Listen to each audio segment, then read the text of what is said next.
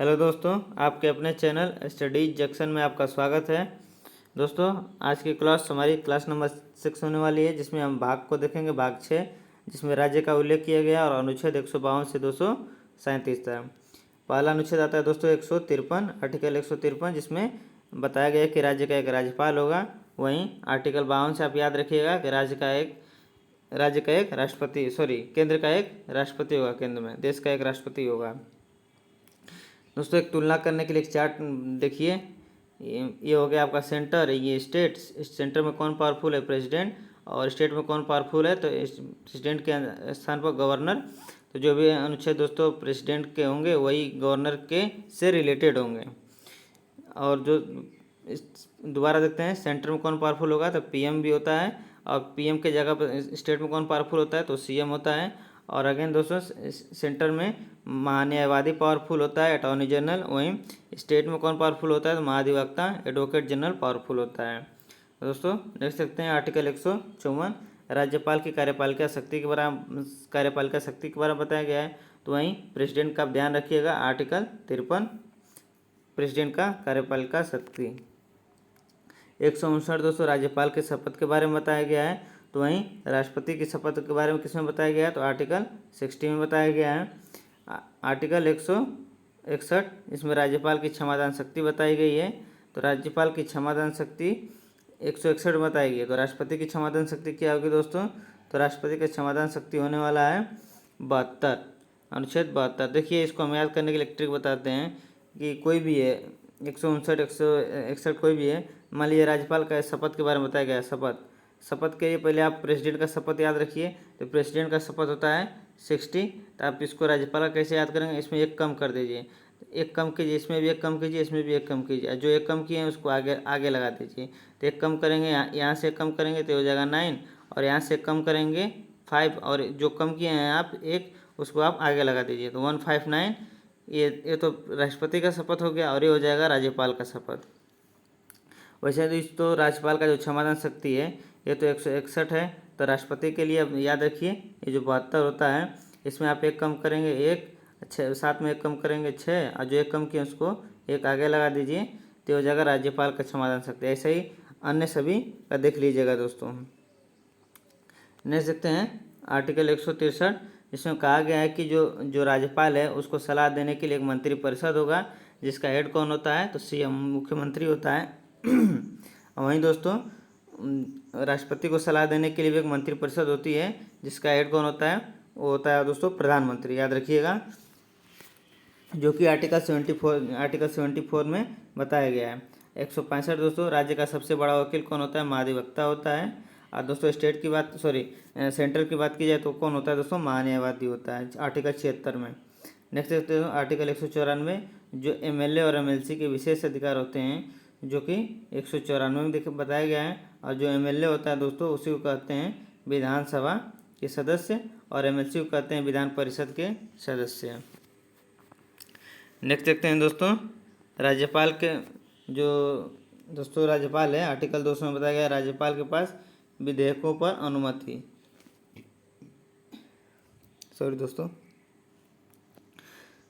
राज्यपाल के पास विधेयकों पर अनुमति। वहीं बात किया जाए कि यदि प्रेसिडेंट, जो राष्ट्रपति होता है, वो विधेयक पर अनुमति, जो विधेयकों पर राज्यपाल के लिए तो हो गया दोस्तों 200, और जो राष्ट्रपति की बात किया जाए तो ऐसे ही हो जाता है दोस्तों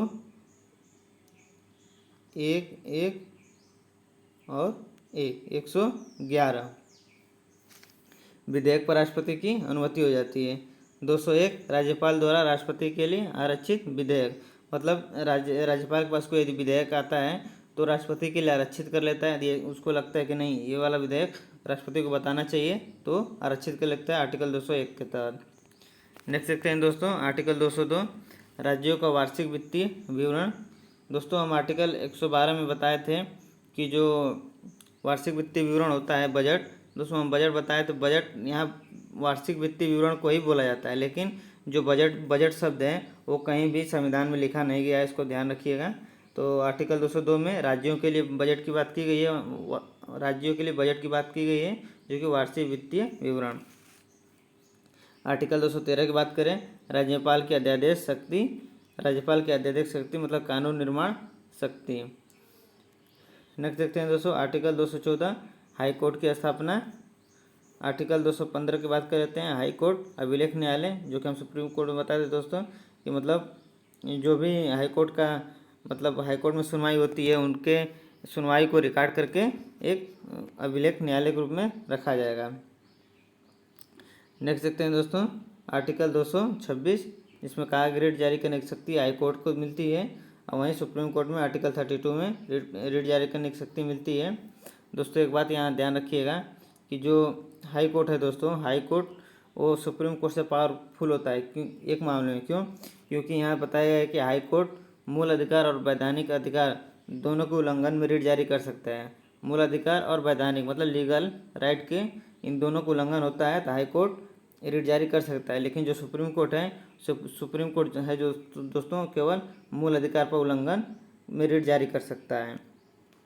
नेक्स्ट देखते हैं दोस्तों आर्टिकल 235 अधीनस्थ न्यायालय, मतलब आर्टिकल 235 में दोस्तों जो हाई कोर्ट होगा दोस्तों वह डिस्ट्रिक्ट कोर्ट और सेशन कोर्ट पर नियंत्रण कर सकता है। और दोस्तों नेक्स्ट देखते हैं भाग 7, जो कि भाग 7 द्वारा निश्चित कर दिया गया है अर्थात समाप्त कर दिया गया है, और इसमें एक ही अनुच्छेद था आर्टिकल 238।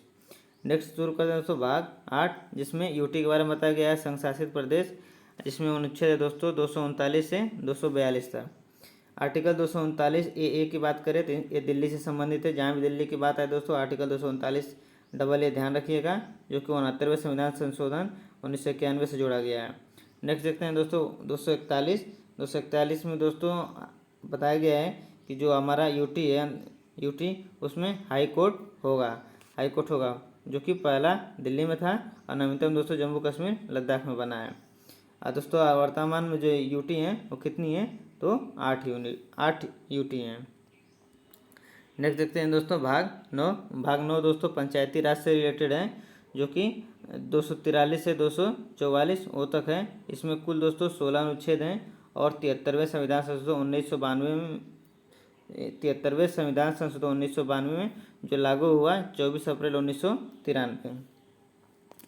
आर्टिकल 243 ए की बात कर लेते हैं दोस्तों, जो ग्राम सभा का गठन है इसमें बात की उल्लेख किया गया 243 ए। और 243 जी की बात करें दोस्तों ग्राम पंचायत की शक्तियों के बारे में। जी फॉर गॉड कौन होता है दोस्तों? भगवान का क्या होता है? पावरफुल होता है, तो पावरफुल से पावर शक्ति याद रखिएगा। 243 आई फॉर इनकम, तो वित्त आयोग, राज्य का वित्त आयोग। 243 के दोस्तों राज्य के निर्वाचन आयोग से रिलेटेड है। एक ग्राफ ध्यान रखिएगा दोस्तों, एक वित्त आयोग के से रिलेटेड है और एक निर्वाचन से रिलेटेड है। पहला देखते हैं दोस्तों, जो हमारा सबसे ऊपर कौन है दोस्तों? केंद्र पावरफुल में है। उसके नीचे दोस्तों राज्य पावरफुल में है। उसके नीचे कौन शासन करते हैं दोस्तों? स्थानीय स्वशासन, लोकल गवर्नेंस, स्थानीय स्वशासन लोग शासन करते हैं। दोस्तों यदि बात करें कि केंद्र में जो टैक्स आते हैं मतलब रुपया पैसा जो भी आता है उनके वितरण की बात की करें तो कौन बांटता है दोस्तों? तो केंद्रीय वित्त आयोग 280 आर्टिकल के तहत बांटता है। लेकिन वही यदि राज्य यूटी में कोई पैसा आता है तो जो स्थानीय स्वशासन में बांटता है वो दोस्तों किसके? तो आर्टिकल 243 आई और 243 वाई के अंतर्गत बांटता है। देख सकते हैं दोस्तों केंद्र पावरफुल। दोस्तों एक बात बता दें, जो केंद्र और राज्य में जो चुनाव होते हैं, केंद्र में prime minister president, vice president, MP सांसद, एमएलए, एमएलसी, इन सब का चुनाव कौन करता है? तो केंद्रीय निर्वाचन आयोग आर्टिकल 324 के तहत करता है। लेकिन वही जो लोकल गवर्नेंस है, स्थानीय स्वशासन है, उनका चुनाव की बात किया जाए तो राज्य निर्वाचन आयोग करता है, जो कि आर्टिकल 243 के और आर्टिकल 243 जेड ए के तहत करता है। स्थानीय स्वशासन में दोस्तों कुछ पंचायती चुनाव हो जाते हैं, जिला पंचायती हो जाते हैं दोस्तों। भाग 9 ए की बात करें दोस्तों, इसमें नगर पालिका का उल्लेख है, जो कि 243 पी से 243 जेड जी तक है। जेड जी मतलब दोस्तों पी से शुरू होगा और 243 जेड तक जाएगा। जेड के बाद Z A, Z B, Z C से जेड जी तक आ जाएगा। दोस्तों जो भाग 9 है संविधान 74th कॉन्स्टिट्यूशन अमेंडमेंट 1952 के तहत जोड़ा गया है। इसमें देखते हैं दोस्तों आर्टिकल 243 क्यू नगर पालिका के गठन का उल्लेख किया गया है। 243 वाई का मतलब होता है दोस्तों वाई फॉर इल्ड का मतलब होता है आय, तो याद रखिएगा राज्य वित्त आयोग। देख सकते हैं दोस्तों, जो राज्य निर्वाचन आयोग है दोस्तों, उसका उल्लेखित किया गया 243 जेड में, और 243 जेड जी जो जिला आयोजन समिति है, जिला से जेड फॉर डिस्ट्रिक्ट, डिस्ट्रिक्ट से जिला याद रखिएगा, 243 जेड डी जिला आयोजन समिति। नेक्स्ट देखते हैं दोस्तों भाग 9B, इसमें दोस्तों 243 जेड एच से 243 जेड डी तक बताया गया है। यह सहकारी समिति से रिलेटेड है दोस्तों, और यह 97 कॉन्स्टिट्यूशन अमेंडमेंट 2011 से जोड़ा गया। भाग 10 देख लेते हैं दोस्तों। भाग 10 आर्टिकल 244 है इसमें। नेक्स्ट देखते हैं दोस्तों भाग 11। भाग 11 दोस्तों केंद्र और राज्य से संबंधित है। हमने बताया था 1 और 1 11 केंद्र और राज्य संबंधित है, जिसमें अनुच्छेद 245 से 263 तक उल्लेखित है। जो अनुच्छेद 246 है दोस्तों और जो अनुसूची 7 है, ये दोनों एक दूसरे से इंटरलिंक है, मतलब दोनों एक ही हैं। आप ऐसा समझ सकते हैं, क्योंकि 246 में भी सूची की बात की गई है, और इसमें संघ सूची, समवर्ती सूची और राज्य सूची। विषय की बात आपको पता है दोस्तों कि संघ में 100 विषय हैं, समवर्ती में 61 और राज्य में 52 विषय हैं। आर्टिकल 246A की बात कर लेते हैं। जीएसटी का उल्लेख किया गया है गुड्स एंड सर्विस टैक्स, जो कि 101 में संविधान संशोधन के अंतर्गत 1 जुलाई 2017 से लागू किया गया। दोस्तों एक बात बता दें, क्वेश्चन उठता है कि समवर्ती सूची पर लागू करने वाला पहला टैक्स कौन सा है दोस्तों, तो होगा जीएसटी। नेक्स्ट देखते हैं दोस्तों 249, राष्ट्रीय हित में राज्य सूची पर कानून बनाने का शक्ति जो है संसद पर होगा। मतलब राष्ट्र के हित के लिए जो राज्य सूची में जो भी कानून बनेगा उसकी शक्ति किसके पास है दोस्तों, वो संसद के पास है।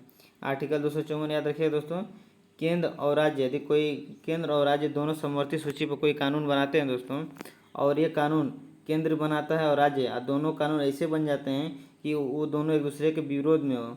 मतलब केंद्र बनाया है पॉजिटिव, तो ये केंद्र का ही अपोजिट राज्य बना दिया है, तो ये दोनों क्या होंगे, असंगत कानून यदि हो जाते हैं तो जो होगा केंद्र का कानून मान्य होगा, केंद्र संसद का कानून मान्य होगा। नेक्स्ट देखते हैं दोस्तों आर्टिकल 262, नदी जल विवाद प्राधिकरण आयोग, इस जो कि कावेरी नदी एग्जाम्पल है आपका, नदी जल विवाद से रिलेटेड 262। नेक्स्ट देखते हैं दोस्तों 263, अंतर्राज्य परिषद, मतलब इंटर स्टेट काउंसिल, मतलब दो राज्यों के बीच में यदि कोई विवाद होता है तो उनका निपटान कौन करेगा, तो उसका उल्लेख 263 में हो गया है। और इंटर स्टेट काउंसिल का हेड कौन होता है दोस्तों, तो पीएम होता है, ध्यान रखिएगा। नेक्स्ट देखते हैं दोस्तों भाग 12, वित्त संपत्ति मतलब पैसा, 264 से लेकर 300A तक। जो दोस्तों संचित निधि है, संचित निधि आर्टिकल 266 के अंतर्गत है, और यह भारत सरकार का आय इसके अंतर्गत आता है। दोस्तों हम बताए थे कि दोस्तों ये जो संचित निधि है, संचित निधि, इसमें से यदि सरकार को कोई पैसा वगैरह निकालना है तो उसको पहले संसद बिल पास कराना होगा, उसके बाद ही आप इसको पैसा को आप निकाल सकते हैं।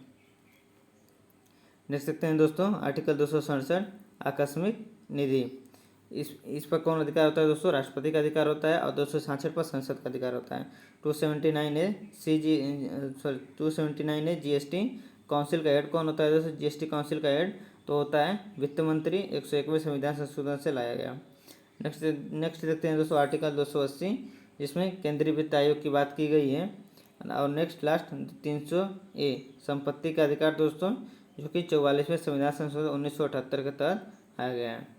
इसका सन याद करने के दोस्तों 448 से याद रखिएगा, और एक 42वां संविधान संशोधन आता है, उसका भी याद रखिए। इन दोनों का आपस में जोड़ दिया कीजिए, 4 2 6, तो 1976 आ जाएगा दोस्तों लास्ट में। भाग 13 की बात करें दोस्तों, भाग 13, इसमें भारत के राज्य में व्यापार वाणिज्य को बताया गया है। जो व्यापार और वाणिज्य हैं, इसमें अनुच्छेद 301 से 307 तक है। और नेक्स्ट भाग 14, जिसमें सेवाएं यूपीएससी वगैरह आती हैं, ये हैं 308 से 323 तक, जिसमें आर्टिकल 312 अनुच्छेद 312 में all India service, Akhil Bharatiya सेवा के बारे में बताया गया है, जो कि वर्तमान में 3 है, IAS, IPS, IFS। जो IFS होता है दोस्तों फॉरेस्ट होता है, इंडियन फॉरेस्ट सर्विस। नेक्स्ट देखते हैं दोस्तों आर्टिकल 315, जिसमें यूपीएससी और स्टेट पीएससी के बारे में बताया गया है। नेक्स्ट दोस्तों आर्टिकल भाग 14A, जो कि प्राधिकरण ट्रिब्यूनल 323 है, और 23 भी उल्लेखित है। 42वें संविधान संशोधन 426/1976 याद रखिएगा। 323A कैट का उल्लेख मतलब प्रशासनिक अधिकरण का उल्लेख किया गया है। 323B जो अन्य ट्रिब्यूनल प्राधिकरण है उनका उल्लेखित है। नेक्स्ट देखते हैं दोस्तों आर्टिकल 15 जिसमें चुनाव की बात की गई है। 324 से 329 तक जो केंद्रीय निर्वाचन आयोग है दोस्तों 324 के अंतर्गत है। आर्टिकल 326 वयस्क मताधिकार मतलब एडल्ट सफरेज। भाग 16 की बात कर लेते हैं दोस्तों विशेष उपबंध जो कि आर्टिकल 330 से लेकर 342 तक है दोस्तों। इसमें आर्टिकल 330 में बताया गया है कि जो SC ST है दोस्तों इनके लोकसभा में सीटों का आरक्षण 330 के अंतर्गत है। 331 की बात करें दोस्तों जो एंग्लो इंडियन है इनका लोकसभा में सीट का आरक्षण जो है पहले था 331 के अंतर्गत 2 सीटों का आरक्षण, लेकिन अब इसे एकदम समाप्त कर दिया गया है और 104वें संविधान के संशोधन के अंतर्गत हुआ है। 332 की बात करें जो SC ST है दोस्तों इनका आरक्षण विधानसभा में ये बताया गया है। 333 की बात करें अगेन एंग्लो इंडियन का आरक्षण जो कि विधानसभा में 1 सीट के लिए पहले था इसे भी समाप्त कर दिया गया है। नेक्स्ट देखते हैं दोस्तों आर्टिकल 338 जिसमें NC SC मतलब राष्ट्रीय अनुसूचित जाति आयोग का उल्लेख किया गया है और राष्ट्रीय अनुसूची का हो गया ये। और जनजाति की बात करें 338A 89वां संविधान संशोधन से याद रखिएगा राष्ट्रीय अनुसूचित जनजाति आयोग। भाग 17 की बात याद रखें राजभाषा 343 से 351 आर्टिकल है दोस्तों जिसमें 343 अनुच्छेद में बताया गया है कि संघ की एक राजभाषा होनी चाहिए। 344 में बताया गया है कि राजभाषा के लिए एक आयोग होना चाहिए। 352 बताया गया है कि प्राथमिक शिक्षा जो है मातृभाषा में ही देना चाहिए जो कि न्यू एजुकेशन पॉलिसी 2020 के अंतर्गत जो कस्तूरी रंगन समिति द्वारा लाई गई उसमें भी उल्लेखित है। 351 की बात करें तो हिंदी के विकास के लिए उल्लेख 351 में है। नेक्स्ट देखते हैं दोस्तों आपातकाल जिसका उल्लेख दोस्तों आर्टिकल 352 से लेकर 360 तक किया गया है जो कि भाग 18 के अंतर्गत आता है। 352 की बात करें कि राष्ट्रीय आपातकाल का उल्लेखित है। 356 दोस्तों राज्य में संवैधानिक तंत्र विफल होने पर दोस्तों यदि राज्य में कोई भी सिस्टम यदि काम से नहीं कर रहा है संवैधानिक तंत्र समाप्त हो रहे हैं विफल हो रहे हैं तो वहाँ पर उच्च शासन का प्रयोग किया जाएगा, राष्ट्रपति का प्रयोग किया जाएगा। वहाँ पर राष्ट्रपति शासन करने वाला है दोस्तों, लेकिन आप ध्यान रखिएगा कहीं भी संविधान में राष्ट्रपति शासन का शब्द का उल्लेख नहीं किया गया है। नेक्स्ट देखते हैं दोस्तों 359 मोस्ट इंपॉर्टेंट क्वेश्चन है दोस्तों कि राष्ट्रीय आपात जब भी आपातकाल लगता है दोस्तों तो उस समय मूल अधिकार पर क्या प्रभाव पड़ते हैं दोस्तों। तो दोस्तों आप याद रखिएगा कि अनुच्छेद 20 और 21 पर कोई भी प्रभाव नहीं पड़ता है। आर्टिकल 360 वित्तीय आपात दोस्तों ये आज तक कभी लागू नहीं हुआ है। नेक्स्ट देखते हैं दोस्तों भाग 19 प्रकीर्ण स्कैटर्ड 361 से लेकर 367 तक जिसमें आपका 361 ध्यान रखिएगा कि राष्ट्रपति और राज्यपाल के पास विशेष अधिकार हैं। आर्टिकल 368 में देखिए दोस्तों जो भाग 20 के अंतर्गत आता है संविधान संशोधन जो कि साउथ अफ्रीका से लिया गया है दोस्तों। अब तक 105 संविधान संशोधन हो चुके हैं, लेकिन जो 99 संविधान संशोधन है सर्वोच्च न्यायालय द्वारा इसे असंवैधानिक घोषित कर दिया गया है। इसका मतलब अब कितने दोस्तों 104 ही हैं, 99 हटा दिया गया है। भाग 21 की बात करें दोस्तों अस्थायी एंड संक्रमणकालीन उपबंध 369 से लेकर 392 तक। दोस्तों यदि क्लास अच्छी लग रही हो तो कमेंट कर दिया कीजिए और दोस्तों चैनल पर नए तो सब्सक्राइब भी कर दीजिए। नेक्स्ट देखते हैं दोस्तों 370 जो कि हम देख रहे थे किसके बारे में, हाँ भाग 21 के बारे में अस्थायी संक्रमणकालीन उपबंध। मतलब जो आर्टिकल 370 है जम्मू कश्मीर में लगा जो था वो दोस्तों जम्मू कश्मीर से संबंधित है। यह 5 अगस्त 2019 को 370 जो अनुच्छेद है इसमें अधिकांश भाग इसके समाप्त कर दिए गए हैं जो 5 अगस्त 2019 को जम्मू कश्मीर में एक आदेश जारी होता है और यह आदेश 31 अक्टूबर 2019 को लागू हो जाता है, जिसके अंतर्गत जो जम्मू कश्मीर है 2 यूटी में टूट जाता है। पहला होता है जम्मू कश्मीर और दूसरा लद्दाख। नेक्स्ट एंड लास्ट देखते हैं दोस्तों भाग 22 जो कि 393 से 395 अनुच्छेद के अंतर्गत आता है।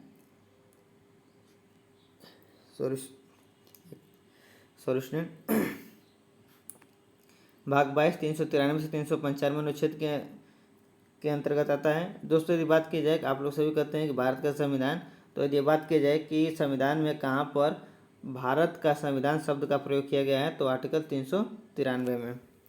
दोस्तों आर्टिकल 394 याद रखिएगा। आर्टिकल 394 में 26 नवंबर 49 को 16 अनुच्छेद लागू किए गए थे।